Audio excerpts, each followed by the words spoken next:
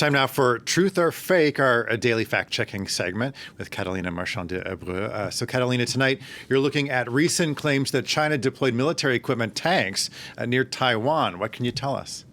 At least that's what these posts want you to believe, as tensions do continue to rise between China, Taiwan, and the U.S. Let's begin with this first video that was shared on X since September 6th, where we see a convoy of armored vehicles and tanks with the caption that reads, "China is mobilizing its military forces in the region of two cities located near Taiwan." This video has already been shared over 2,000 times on X. Then we have a second video right here that had almost 1 million views on X, also shared on September 6th, where we see tanks being transported through a city on trucks, pretending to show the deployment of Chinese armored vehicles in cities near Taiwan, which according to many is China's response to the approval of an arms delivery to Taiwan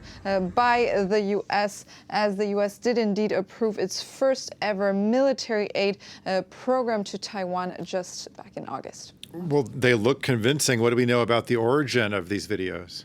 So as we said, even though tensions are rising between China, the U.S., and Taiwan, these videos are not recent and have nothing to do with the current situation today. This first video we found published in British media in the evening by the Evening Standard, published on August 2nd, 2022. They report that this video was filmed in the Fujian province when China sent tanks to the region as Nancy Pelosi visited Taiwan. And the second video, also published on August 2nd, 2022, published here on Twitter, where this user claims that these are Chinese tanks transported through the Fujian province as well. However, we cannot corroborate this information. We can only confirm that this video is not recent and dates back at least to August 2022.